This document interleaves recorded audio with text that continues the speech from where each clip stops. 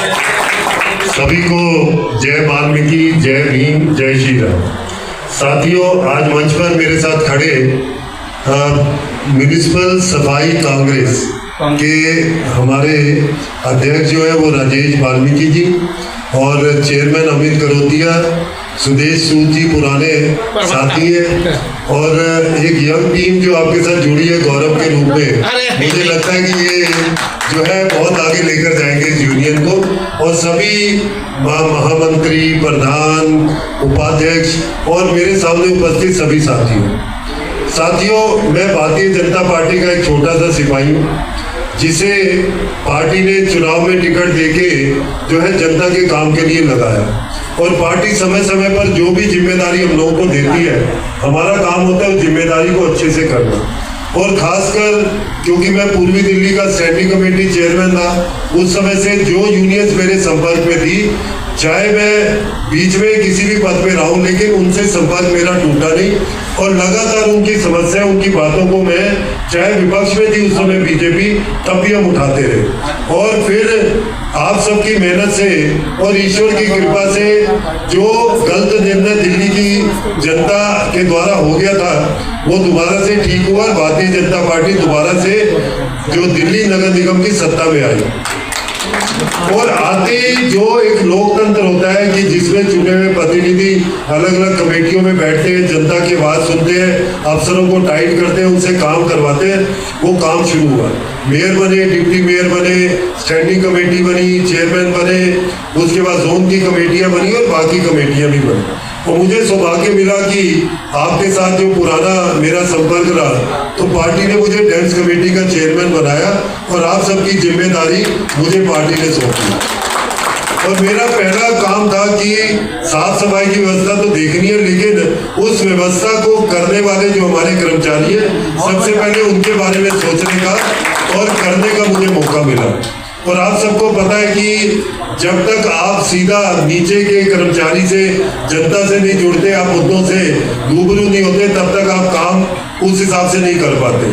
तो मैंने आप सबसे यहाँ सभी साथियों से डिस्कस किया और एक स्कीम हमने निकाली जिसमें हर बुधवार को 2 बजे मैं जन सुनवाई करता हूँ। और उसमें वो कर्मचारी जो कभी सिविक सेंटर के बाहर से भी नहीं निकला, वो उसके अंदर आकर चेयरमैन की कुर्सी के सामने बैठ के अपनी बात रख सकता है। इतनी ताकत मैंने उन कर्मचारियों को दी और आज इसी ताकत का नतीजा कि बहुत सारे काम या बहुत सारे जो ऑर्डर्स मैं कर पा रहा हूँ, आप सबकी जो सलाह है, उन कर्मचारियों ने जो मुझे बताया उसकी बदौलत है।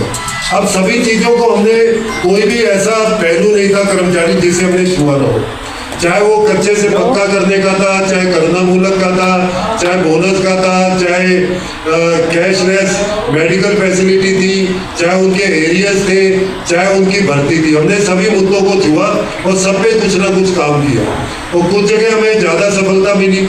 जैसे 2022 के बाद किसी को भी पक्का करने की डेट आगे नहीं बढ़ाई गई थी, इस बात को 4 साल हो गए थे, लेकिन हमने हाउस से पास करवा के कमिश्नर सभी अधिकारियों को कॉन्फिडेंस में लेके 2000 के बाद 2002 तक के कर्मचारियों को पक्का करने का ऑर्डर रिलीज करवाया, उसको नीचे तक भेजा, सीनियरिटी लिस्ट बन गई, लेकिन सिर्फ 2 जोन की वजह से वो लिस्ट अटकी है। क्योंकि अगर आप अधूरा काम करते आगे बढ़ोगे, जिनको पीछे छोड़ दोगे पीछे रह जाएंगे। उन कर्मचारियों का कोई कसूर नहीं, उन्हें पीछे छोड़ दे या उनके बारे में बात ना करें। इसलिए मैंने थोड़ा सख्ती की हुई है कि मैं लिस्ट तभी पब्लिश करूंगा जब सारे जोन की आ जाएगी।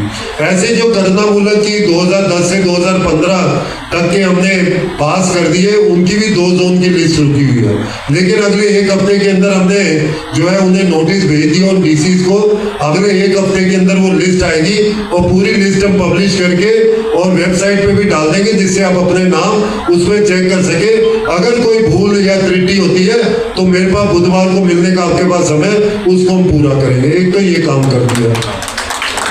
दूसरा, भर्ती के ऊपर लगातार बहुत प्रेशर आ रहा है, चाहे हमारे निगम पार्षद है, चाहे आपकी यूनियन है, चाहे वो कर्मचारी है। नए कमिश्नर के आते ही जो मेरा सबसे पहला काम था वो भर्ती के ऊपर ही था।